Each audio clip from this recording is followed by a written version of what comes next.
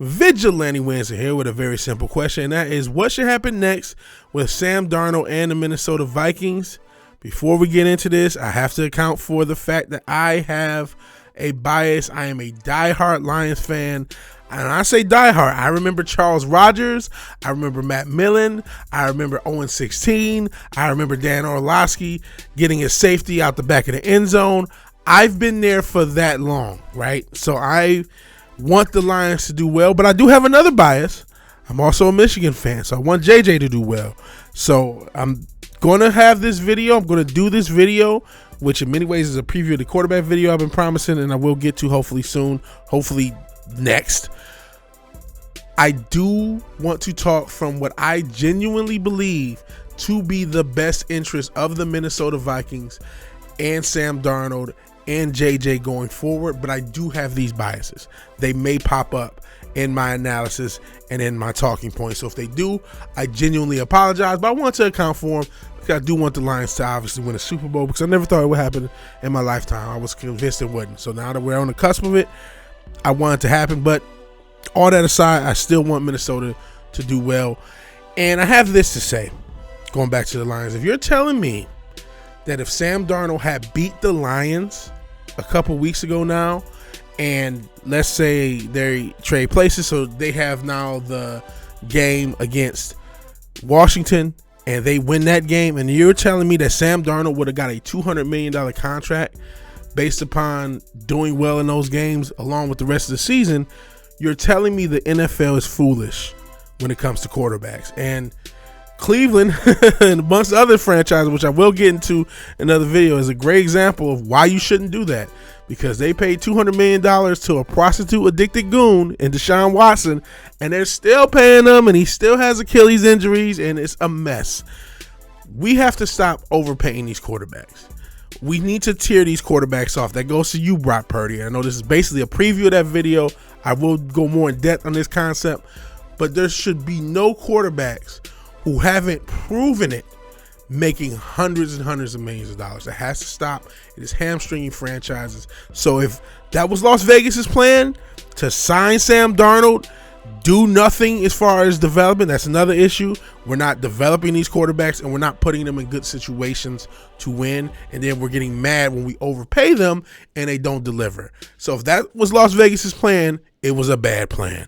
And Sam Darnold having bad games helped everyone out. With that said, all that said, my thoughts have not changed on what they should have done with Sam Darnold. I thought this midway during the season while they were at their peak. I think this now. They need to franchise, meaning Minnesota, franchise Sam Darnold, or even though that's very expensive too, because of all the overpaying of quarterbacks, sign him very short term, 1 year, maybe $30 million to $40 million. It's still a lot of money. Still good money if you can get it. I think he signed 1 year, $10 million for this year. Give him a raise for a 1 year deal, or maybe a 2 year deal with the express point of that second year he's not going to play. Next year, he's just there to finish the story, so to speak. Shout out to Cody Rhodes, and to give JJ another year of developing. I don't know what happened with JJ's knee, but I know meniscus injuries do not take a year to heal.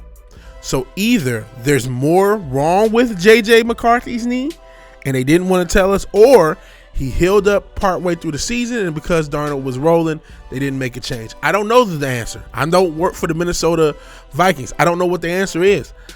But because I believe that there may be something else wrong with the knee, and even if there isn't, I think most quarterbacks need to start sitting a year or two. We need to get back to that, because I said I'm a diehard fan. I did go a couple years not watching football, especially after the pandemic, and got back to football just 2 years ago or last season. And one thing that popped off the screen was how much faster the defenses are. We went through a stretch where everybody and their cousin could throw for 4,500 yards and 40 touchdowns, and that stretch is over. Yes, the rules still favor the offense, but the speed, the bigger, faster, stronger speed of these defenses, you don't have 3 seconds to throw the ball. You got 2.5. If that ball doesn't come out in 2.5 seconds, you're on the ground. And if you don't build up an offensive line, which also takes time, you can't, sometimes you can. I don't want to say you can't, But sometimes it takes a year or two for offensive line to come into play. Going back to the Lions, I know I always use them, but it's a great rebuild to use. It's a recent rebuild. It took some time for that offensive line to come together. That first year with Dan Campbell, we had a terrible record. Second year started off terrible. They didn't gel to the end of that second year. And then obviously third year was last year, fourth year is this year. Cool beans, but it took time. They were like what?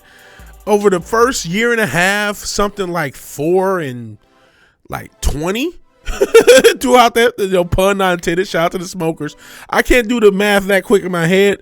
But they were terrible over that first year and a half of getting this offensive line to gel to be good enough to be where it is. It takes time to develop an offensive line. It takes time to develop a quarterback. So it would be nice to have another stopgap year for JJ, for your offensive line to develop, and for JJ to get another year of sitting. Stay in this division. Look at Jordan Love. Now, he still has issues. He definitely still has issues. He's a gunslinger, but sitting made him better. These quarterbacks coming from college, same with Shador and Cam Ward or whoever else they draft, when they come into college, yes. Oh, what about Jaden Daniels? What about Caleb Williams? What about CJ Stroud? What about Bryce Young? It's not easy to play quarterback in this league. I know it's gotten easier or seemingly gotten easier. It's not. You have to read these defenses and coverages quick, and you need time to sit on the sideline to see how quick it is and understand that. JJ could use another year sitting. And that's why I think you need to keep Darnold short term. Now, not for a crazy price. Not for a crazy price. For a good price. Like $30 million? $30 million? Who do you think he is? Chelsea Clinton? He doesn't need a $200 million contract. He can do a short term, fair deal, 2 years, $50 million, with that second year being like, okay, we're going to trade you to a team of your choice, and then you can negotiate a contract with them. Something like that. Keep him short term for the purposes of building JJ up and giving your team another chance after this season to run it back to see what happens. That's my thoughts on Sam Darnold. No quarterback unless they're Patrick Mahomes, and Lord, I'm not getting all the conspiracy theories with him, but no quarterback for real deserves all this money.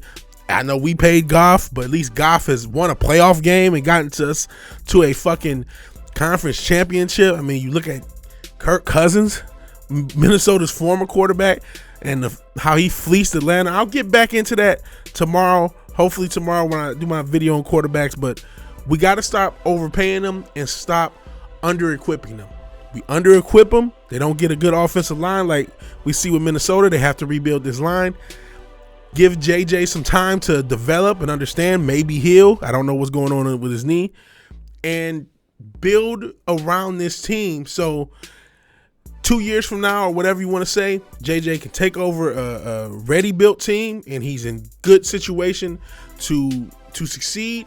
Darnold has another year of being good, and he can maybe earn a solid contract the year after. Now, saying that, as I'm about to end this video, but in saying that, if they want to let him go, I understand that too. But I think it's a little more risky. Not saying JJ wouldn't be ready to start next year. He might. But I personally, if it was me, sign Darnold to something short term, keep him there another year, a second year, maybe just for the shits and giggles, but mainly just this year, this coming year, the 2025 season. You keep him there to develop everything around that you're missing, develop that offensive line, fix that, and have him hold on to the keys just a little longer. If it goes south midway during the season, you can put JJ in, but give JJ time to develop. Give him another year to develop. Give Darnold another chance with this team. Just one, and then you go from there. That's what I think. What do you think? You let me know. If you like the video, please like the video and all that other good stuff. I'll talk to you guys later. Peace.